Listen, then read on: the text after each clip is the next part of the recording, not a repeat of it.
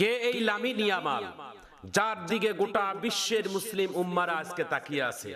Lamine Yamal স্পেনের একজন খেলোয়াড়। আজ রাত 2টায় ফাইনাল খেলার প্রতিযোগিতা হবে, আর সেই খেলার প্রতিযোগিতায় মাঠে নামবেন একটি হচ্ছেন আর্জেন্টিনা, আরেকটি দল হচ্ছেন স্পেন। আর স্পেনের পক্ষ থেকে একজন মুসলিম খেলোয়াড় যিনি মাঠে লড়াই করবেন আর্জেন্টিনার বিপক্ষে, নাম তার লামিন ইয়ামাল। তিনি একজন মুসলিম খেলোয়াড়, তিনি মুসলমানের পক্ষ নিয়ে গোটা বিশ্বের মুসলমানদেরকে নিয়ে তিনি পক্ষ নিয়ে তিনি খেলা খেলবেন মাঠের মধ্যে।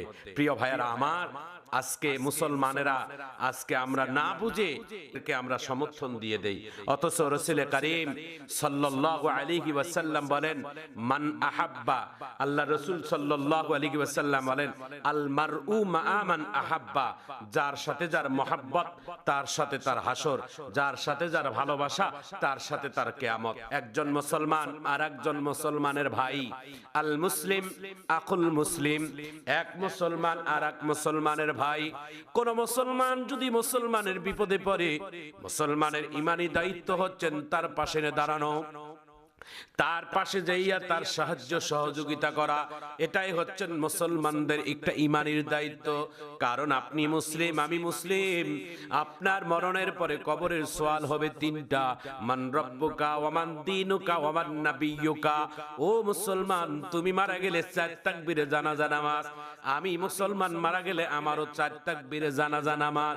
তুমি যে আল্লাহকে মানো আমিও সেই আল্লাহকে মানি, তুমি যেই নবীকে মানো সেই নবীকে আমি মানি, তুমি যেই কোরআনকে মানো আমিও সেই কোরআনের বিশ্বাসী। সুতরাং মুসলমান, তুমি মুসলমানের বিপক্ষে যাইও না। এক মুসলমান আর এক মুসলমানের বিপদে বন্ধু।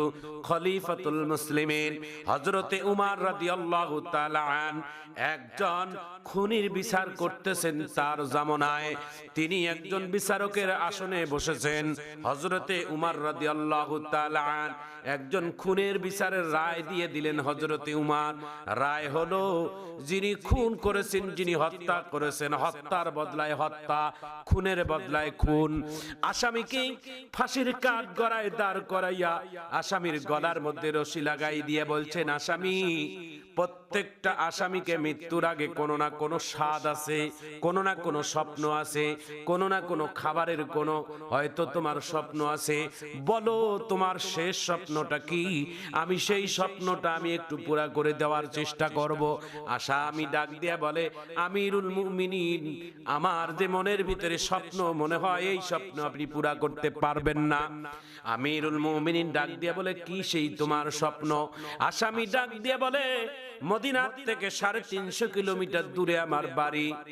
আমি এই জায়গায় এসেছি আমি ব্যবসার জন্য, বাণিজ্যের জন্য। আসলে আমি খুন করিনি, কিন্তু ষড়যন্ত্রের শিকার হয়ে আমি কার্যকলাপে আমি খুনের শিকার হয়েছি।